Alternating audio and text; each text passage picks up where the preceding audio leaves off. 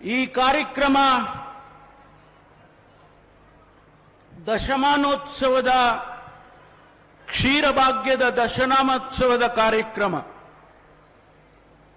ಬಹುಶಃ ಮಧುಗಿರಿಯ ತಾಲೂಕಿನಲ್ಲಿ ಐತಿಹಾಸಿಕವಾದಂತಹ ಕಾರ್ಯಕ್ರಮ.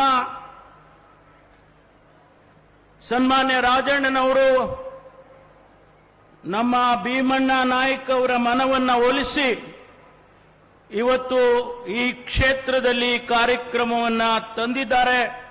ಪ್ರಪ್ರಥಮವಾಗಿ ಅವರಿಗೆ ಅಭಿನಂದನೆಯನ್ನು ಸಲ್ಲಿಸೋದಕ್ಕೆ ಬಯಸ್ತೇನೆ.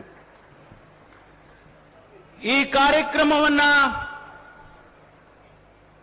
ಉದ್ಘಾಟನೆ ಮಾಡಿದಂತ ಬಹುಶಃ ಕರ್ನಾಟಕದ ರಾಜ್ಯದ ರಾಜಕಾರಣದಲ್ಲಿ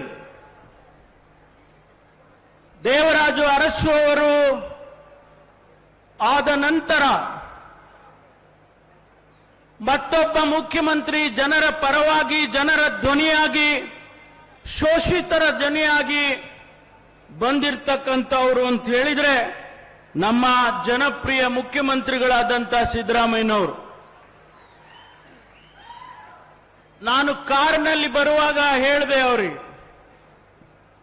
ಈ ಜನಸ್ತೋಮ ನಿಮ್ಮನ್ನ ನೋಡಿ ಸಂತೋಷ ಪಡೋದು ನೋಡಿದ್ರೆ ನೀವು ಒಂಥರ ಫಿಲ್ಮ್ ಆಕ್ಟರ್ ಇದ್ದಂಗೆ ಅಂತ ಹೇಳಿದೆ ನಾನು. ಯಾಕೆಂದ್ರೆ ಫಿಲ್ಮ್ ಆಕ್ಟ್ರೆಸ್ಗಳು ಬಂದ್ರೆ ಜನ ಎಷ್ಟೊಂದು ಮುತ್ಕೊಳ್ತಾರೆ ನೋಡಿ, ಅದೇ ತರ ನಮ್ ಸಿದ್ದರಾಮಣ್ಣ ಅವರು ಬಂದ್ರೆ ಮುತ್ಕೊಳ್ತಾರೆ.